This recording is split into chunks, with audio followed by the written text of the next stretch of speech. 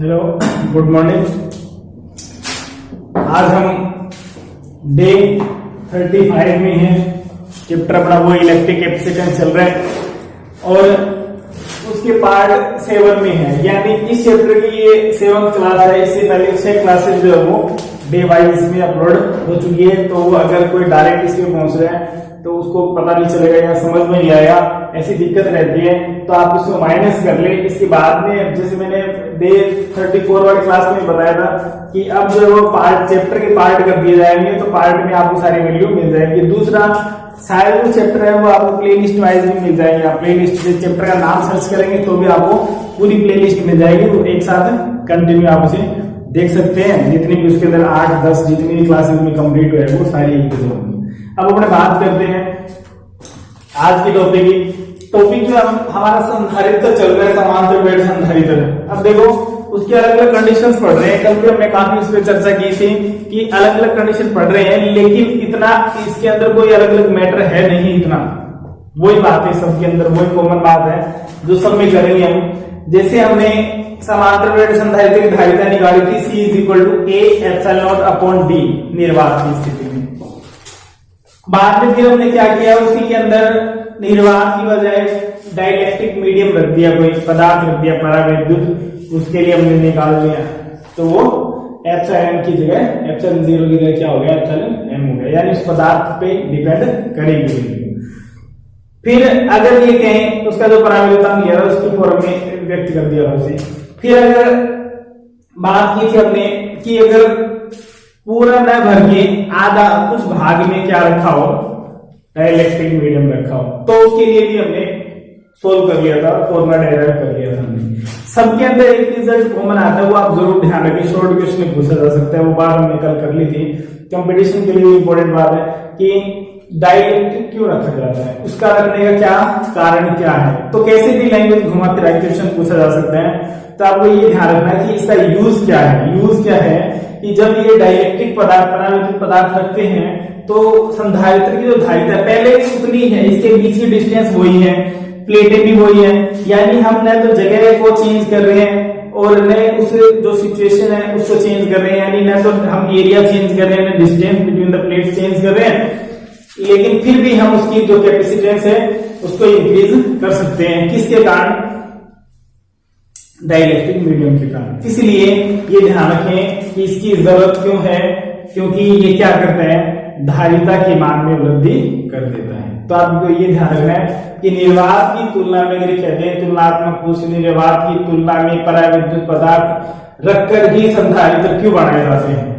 तो क्यों बनाए जाते हैं, क्योंकि परावैद्युत पदार्थ रखने पर धारिता के मान में पहले की तुलना में वृद्धि हो जाती है। तो ये एक बात ध्यान रखें।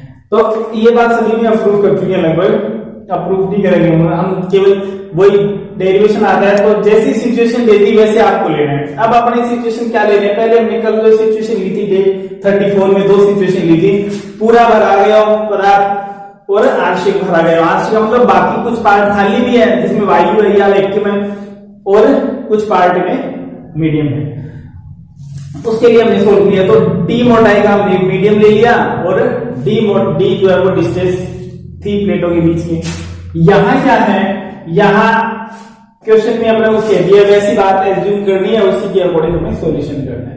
समांतर प्लेट संधारित्र की धारिता जब विभिन्न मोटाई के भिन्न परावैद्युत पदार्थ भरे हों, capacitance of parallel plate capacitor filled with different dielectrics of different thickness, यानी प्लेटों के बीच में अब परावैद्युत पदार्थ है लेकिन एक नहीं है, 2 हो सकते हैं, 3 हो सकते हैं, कितने भी हो सकते हैं। यानी हम एक यूनिवर्सल फॉर्मूला प्रूफ करेंगे तो सभी में अप्लाई होगा कि ये कहते हैं 2 के लिए कर लें तो 3 हो जाएगा, तो क्या हो जाएगा, तो 3 में भी अप्लाई हो जाएगा, 4 हो जाएगा, 4 n हो जाएगा तो n में भी अप्लाई हो जाएगा। फिर अगर पदार्थ अलग अलग है तो उनका परावैद्युतांक भी अलग अलग होगा। मैंने आपको बताया k से भी लिख सकते हैं, हम बुक्स के अकॉर्डिंग चल रहे हैं। राजस्थान बोर्ड की बुक्स में इसे εr से लिखा गया, वरना K1 K2 m से आगे K1 K2 की फॉर्मूले भी इसको लिख देती है। तो आप ये थोड़ा ध्यान रखें। यहाँ अब हम क्या यूज करना है, जैसा हमें देख दिया कि समांतर प्लेट संधारित्र है तो वही आवेश घनत्व प्लस सिग्मा माइनस सिग्मा होगा, आवेश का मान वही Q माइनस Q होगा, प्लेटों का क्षेत्रफल दोनों का समान है, A होगा, बीच की दूरी D है, अब क्या कंडीशन देती कि विभिन्न मोटाई के भिन्न भिन्न पराविद्युत पदार्थ भरे गए हैं। अलग अलग मोटाई हो सकती है, जैसे इसकी मोटाई कम है, इसकी ज्यादा है, इसकी और कम है, अलग अलग हो सकती है। दूसरा पदार्थ भी अलग अलग है, तो इनके लिए क्या होगा, पराविद्युतांक अलग होगा, मोटाई अलग होगा। इसलिए हमने क्या मान लिया, इसकी मोटाई T1 है, इसकी T2 है, इसकी T3 है। अब ये भी नहीं है कि सारे लगातार और बीच में खाली जगह, कुछ भी हो सकता है, यानी इसके अंदर सारी सिचुएशन आ चुकी है, कोई और अलग जगह रख गए हैं। अब देखिए अब हमें इसके लिए धारिता का व्यंजक सोल्व करना है। तो समांतर प्लेट संधारित्र की धारिता का व्यंजक यही थी अपने पास, समांतर प्लेट संधारित्र की धारिता का फॉर्मूला एक ही है, C इज इक्वल टू क्या है, Q अपॉन। मैंने आपको बताया था कि हमें सभी के अंदर एक ही बात फोकस करनी है, हम पोटेंशियल पे ज्यादा फोकस कर रहे हैं, क्योंकि अगर आप पोटेंशियल निकाल लेते हैं तो C is equal to simple formula Q upon V में V की वैल्यू पुट कर दो, फाइनल रिजल्ट आ जाएगा।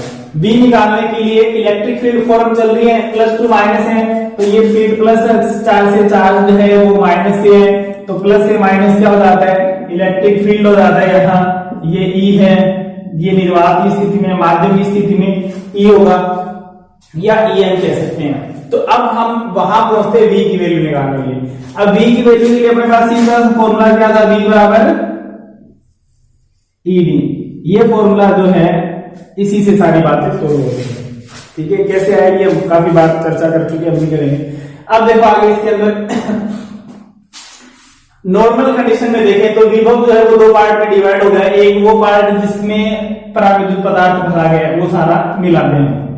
एक वो पार्ट जो खाली है जिसमें वायु है, तो वायु वाले में तो विद्युत क्षेत्र कितना है, E0 है। माध्यम वाले में इसका विद्युत क्षेत्र अलग होगा, इसका अलग होगा, इसका अलग होगा, इसका सबका अलग अलग होगा, क्योंकि सबके पराविद्युतांक अलग अलग है, तो सबके अलग अलग अभी सोल्व करने पड़ेंगे। दूसरी बात, अगर खाली भाग की बात करें तो इसकी मोटाई तो किस है, D में से कितनी घटा दें, इन सबको जोड़ के घटा दो, ठीक है। तो वायु वाले भाग की मोटाई कितनी है, टोटल तो D है, D में से क्या घटाएंगे, T1 plus T2 plus T3 plus जितने भी हैं उनको क्या करेंगे, घटा देंगे। आप इसको 2 या 3 के फॉर्म में लेकर भी सोल्व कर सकते हो, क्योंकि 3 के लिए जो बात आएगी वही 4 के लिए आएगी, वही n के लिए आएगी, ठीक है। ये बात आ गई एक तो ये। अब अपने को सोल्व करना है कि इस भाग का विद्युत क्षेत्र तो अपने को पता है, ये तो हो गई डिस्टेंस हो गई टोटल, जैसे इसमें D माइनस T लिया था, इसमें D माइनस T, जितने सारे अलग अलग हो गए तो सबको जोड़ना पड़ेगा। तो यहाँ इसका जो विभव कितना आ जाएगा, इस भाग का विभव E0 multiply this complete value. अब अपने देखो इसका निकालना है तो इसका अलग निकालना है, इसका अलग निकालना है, इसका अलग सबको जोड़ना है।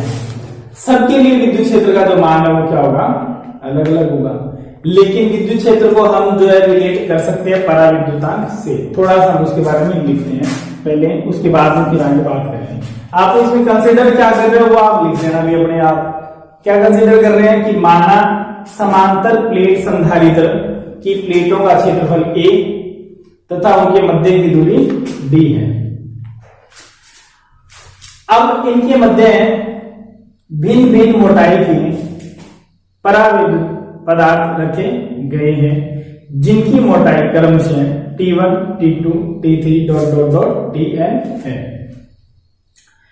इनके लिए पराविद्युतांक क्रमशः एप्सिलॉन R1, एप्सिलॉन R लेते हैं, epsilon R1, epsilon R2, epsilon R3 epsilon Rn है। ये बात आप इसमें हमने एज्यूम की है तो वो लिखी हुई है, उसमें टाइम वेस्ट करने की जरूरत नहीं है। आप अपने तरीके से लिख लें ताकि आप खुद को भी हैबिट हो जाए नोट्स किस तरह से पढ़ाए जाते हैं। बाकी ज्यादा बेवजह है, कुछ ज्यादा लिखने की जरूरत नहीं है। अब अपने बात करते हैं कि इनको कैसे कन्वर्ट करेंगे। अब देखो इसको तो मल्टीप्लाई कर देंगे E0 से, इनके लिए तीव्रता निकालेंगे तो इसके लिए वैल्यू क्या आएगी, देखें तो E0 अपने पास देखो क्या है, एप्सिलॉन R जो डिफाइन किया था हमने E0 अपॉन E, ठीक है। फर्स्ट पार्ट के लिए ले तो यहां से E1 कहते हैं इसे, इसमें अलग हो सकता है, तो ये एप्सिलॉन R1 हो जाएगा। तो यहां से E1 की जो वैल्यू आएगी वो क्या आएगी, E1 is equal to E0 upon epsilon R1, एक वैल्यू। इसी तरह से epsilon R2 is equal to E0 upon E2, E2 is equal to आ गया E0 अपॉन एप्सिलॉन R2। इसी तरह epsilon R3 E0 upon E3, E3 is equal to E0 upon epsilon R3। अब देखो ये सारी वैल्यूज रख दें तो इक्वेशन क्या बनेगी, प्लेटों के मध्य कुल विभव, अगर हमें इसका बेसिक पता है तो इसमें हमें कोई कंफ्यूजन नहीं होगी, बात ही सिंपल है। थोड़ा सा सिचुएशन चेंज होती है, वैसे इसकी वैल्यूज थोड़ी चेंज हो जाती हैं, लेकिन जो बात हम स्टार्टिंग से लेकर चलते हैं वही बात हमें सभी में अप्लाई करनी है। V is equal to ED apply करना है तो सब जगह वही अप्लाई करना है। तो V is equal to ED, देखो बाहर वाले पार्ट के लिए ले लें, बाहरी वाले पार्ट के लिए, तो इसमें विद्युत क्षेत्र कितना है, E0 है, और मोटाई कितनी है इसकी, D minus T1 plus T2 plus T3 plus dot dot dot plus Tn, ये है। तो ये तो गया कौन सा, खाली भाग का। अब इस वाले भाग की बात करें, पहले भाग के लिए मोटाई कितनी है, T1 है, ठीक है। विद्युत क्षेत्र कितना है, विद्युत क्षेत्र E1 है, ठीक है, इसमें विद्युत क्षेत्र E1 मान लेते हैं। तो प्लस क्या करेंगे, E1T plus E2T plus E3T, sorry T1 T2 T3 En Tn, क्योंकि ये हमें पता नहीं कितने हैं, हमने जैसे यहाँ 3 मान लिए तो 3 तक ले लिया, एक nवा मान लिया, 4 5 6 जितने भी हो सकते हैं सभी के अकॉर्डिंग वैल्यू आते हैं। अब इसको सोल्व कर लो, देखो E1 की वैल्यू क्या रखें, अब हम कर वो ही रहे हैं, क्योंकि देखो हमें पहले E0 में कन्वर्ट करना पड़ेगा, जब E0 आएगा तब सिग्मा अपॉन एप्सिलॉन 0 आएगा, जब सिग्मा आएगा तब Q अपॉन A आएगा, यानी हमें पहुंचना वही है, Q की फॉर्म में कन्वर्ट करना है। जब Q की फॉर्म आ जाएगी तब पुट कर देंगे और सोल्व कर देंगे। तो यहां से वैल्यू ले लेते हैं, E note D minus T1 plus T2 तक ये लिख रहा हूं मैं, ये प्लस Tn प्लस इसकी जगह रखेंगे तो क्या आया, E0 T1 upon epsilon R, E1 की जगह क्या रख दिया, E0 अपॉन एप्सिलॉन R, इसकी जगह क्या रख दें, E0 अपॉन एप्सिलॉन R2 और T2 plus E0 upon epsilon Rn Tn। अब सब में क्या कॉमन आ रहा है, E0 E0 E0 सब में से बाहर ले सकते हैं, क्योंकि तभी तो सिग्मा आएगा। E0 बाहर ले लिया, यहां बचा D minus T1 plus T2 plus Tn, ये ब्रैकेट खोल भी सकते हैं तो ये माइनस के हो जाएंगे सारे, प्लस यहां क्या बचा, T1 upon epsilon R1 T2 upon epsilon R2 plus Tn upon epsilon Rn। आ गया समझ में। अब देखें इसे,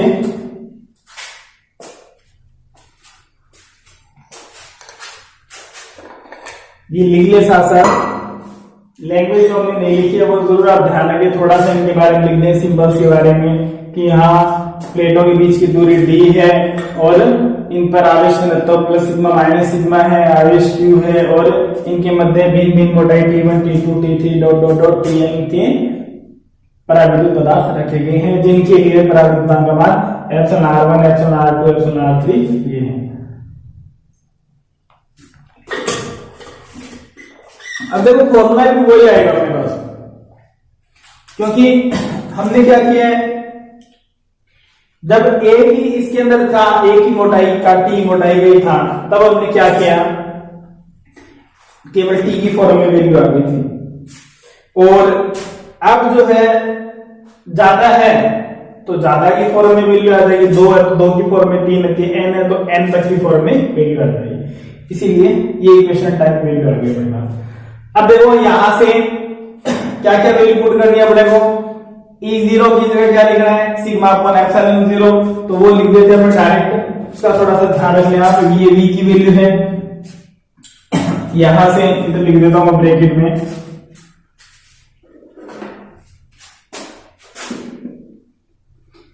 E0 is equal to sigma upon epsilon 0, और सिग्मा की जगह क्या रखोगे, Q upon A into epsilon 0।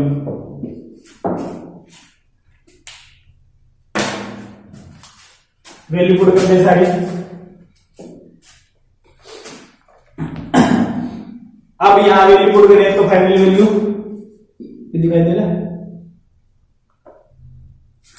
तो ये आ गया Q upon A epsilon not multiply D minus T1 plus T2 plus dot dot dot plus Tn plus T1 upon epsilon R1, ये as it is रहेगा,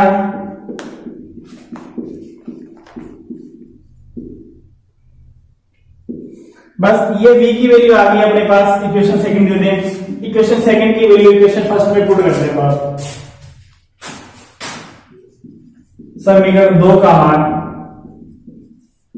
1 में रखने पर c इज इक्वल टू आ जाएगा q upon, ये पूरी value रख देंगे, q upon a epsilon not, और ये एज इट इज आ जाएगा लिख दें इसे d minus T1 plus T2 plus Tn plus T1 upon epsilon R1, T2 upon epsilon R2 plus Tn upon epsilon Rn। इनसे Q कैंसिल आउट हो गया, final value आ गई, ये इसकी फाइनल वैल्यू भी, ये रिजल्ट आ गया D minus T1 plus T2 plus Tn plus T1 upon epsilon R1 plus T2 upon epsilon R2 plus Tn upon epsilon Rn। अब इसमें देखिए चाहे तो जैसे उसमें हमने लिया था कंपैरिजन करें कि निर्वात की तुलना में, अगर कंपैरिजन वैसे देखो, अगर फॉर्मूला प्रूव करना है तो ये फाइनल फॉर्मूला है, इससे आगे कुछ नहीं करना।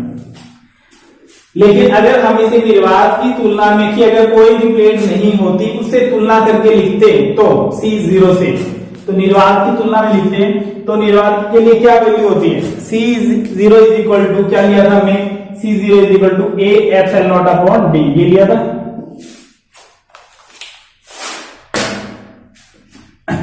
तो क्या करें, D नहीं आ रहा, D और ले ले तो ये क्या हो जाएगा, C0 हो जाएगा, तुलना हो जाएगी, ये माध्यम के लिए प्राकृतिक पदार्थ के लिए परिणामी धारिता आ गई, टोटल धारिता आ गई कि इतने अलग अलग भी लगते हैं, तो सबका रिजल्ट ऐसे मिलेगा अपने को, सबकी मोटाई पता होनी चाहिए और सबकी परावर्तन का मान पता होना चाहिए, तो सोल्व कर सकते हैं। थोड़ा सा और सिंप्लीफाई कर लेते हैं इसे, C is equal to A epsilon not upon D को बाहर निकाल लें पूरे में से, तो यहाँ क्या आएगा 1 माइनस क्या आएगा T1 upon D plus T2 upon D plus Tn upon D। ये ध्यान के ब्रैकेट खोल भी सकते हैं, ये अंदर सिंबल चेंज हो जाएंगे, प्लस इसमें भी D का डिवाइड हो जाएगा, सब में कॉमन लिया हमने, तो ये आ जाएगा T1 upon D epsilon R1 plus T2 upon D epsilon R2 plus last value क्या है Tn upon epsilon Rn into D। ये इसका फाइनल फॉर्मूला हो गया। तो देखो उसके अंदर क्या लिया था हमने, 1 माइनस टी अपॉन डी लिया था प्लस टी अपॉन डी, तो एप्सिलॉन आर लिया था।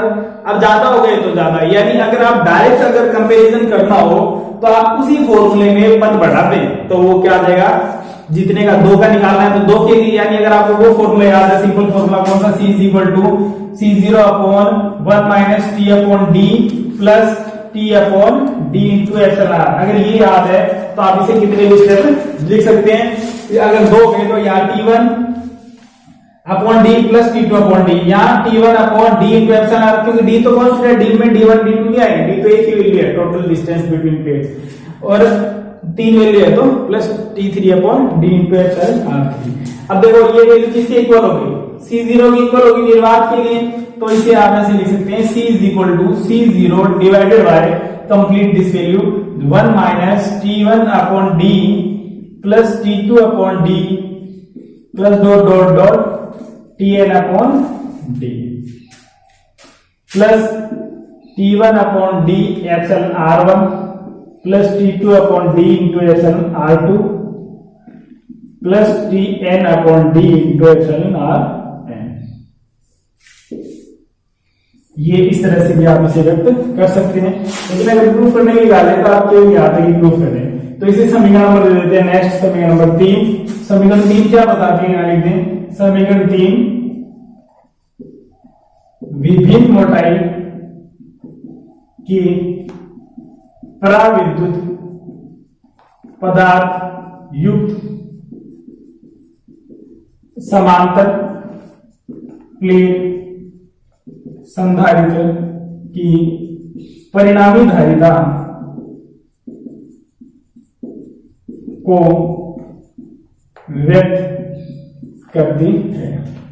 आज की क्लास में इतना ही करेंगे हम, कल इसके जो है वो क्वेश्चंस करेंगे, न्यूमेरिकल्स करेंगे, इसके काफी न्यूमेरिकल्स हो गए होंगे, उनसे संबंधित जितने भी होंगे वो कुछ क्वेश्चन करके देखेंगे। बाकी आप खुद ज्यादा प्रैक्टिस करेंगे तो उतना ही ज्यादा बेटर रहेगा।